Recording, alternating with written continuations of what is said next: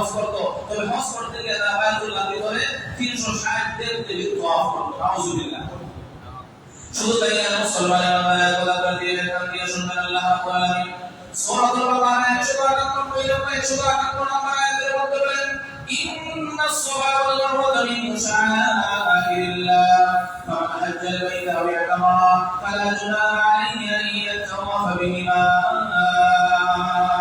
এই আয়াতের শানে নুজুল সম্পর্কে মুফাসসিরিন কেরাম বলেন, মক্কা জাহিলি যুগের কাফের বেঈমানরা মুশরিকরা মক্কার সাফা পাহাড় যেটা আবু কুবাইস পাহাড়ের একটা অংশ, মারওয়া পাহাড়, কুবাইস পাহাড়ের একটা অংশ, এই দুই পাহাড়ের মধ্যে দুইটা মূর্তি লাগা করে দিল। সাফা পাহাড়ের উপরে ঈসা নামক মূর্তি লাগা করে দিল, মারওয়া পাহাড়ের উপরে নাহিয়া নামক মূর্তি লাগা করে দিল। মুসলমানের মাথায় কাফের দিনের সামনে শুনবেন মক্কা কাফের বেঈমানরা আল্লাহ বায়তুল্লাহ করতে 360 দিন থেকে দোয়া করে, ওই সবাই মারওয়ার মধ্যে সাই করতো, সবাই মারওয়ার মধ্যে দৌড়াদৌড়ি করতো। মুসলমান তারা ঈসা পাহাড়ের উপরে উঠে ঈসা মূর্তির হাত ধরে স্পর্শ করে দোয়া করতো, আর মারওয়া পাহাড়ে গিয়ে নাহিয়া মূর্তির হাত ধরে স্পর্শ করে দোয়া করতো। একটা হইল পুরুষ মূর্তি আর একটা হইল মহিলা মূর্তি, এই দুই মূর্তি ধরে ধরে তারা দোয়া করতো, সাই করতো।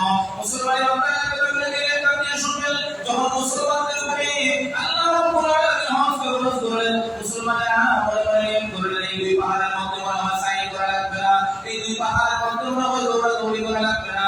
কেন দৌড়াদৌড়ি করা লাগবে না? দুইটা কারণ। একটা হইল দুই পাহাড়ের মধ্যে দুইটা মন্দির নির্মাণ করে দেওয়া হয়েছে, একটা হইল পুরুষ মন্দির, একটা হইল মহিলা মন্দির। আমরা মুসলমান হয়ে যে মূর্তি পূজাকে দোয়া করতে বর্জন করেছি, আমরা তো জিয়ারত করতে পারি না, এটা দোয়া করতে পারি না। আরেকজন বলেন না না, এটা বলে জাহিলি যুগের দোয়া, আমরা এটা করতে পারি না, যাইতে পারি না।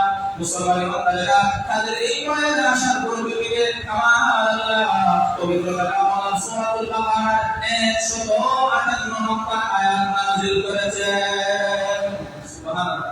আল্লাহ আয়াত নাযিল করে জানালেন, ইন্নাস সাফা ওয়াল মারওয়াতা মিন শাআইরিল্লাহ ফামান হাজ্জাল বাইতা আও i'তামারা ফালা জুনাহা আলাইহি আন ইয়াতাওয়াফা বিহিমা।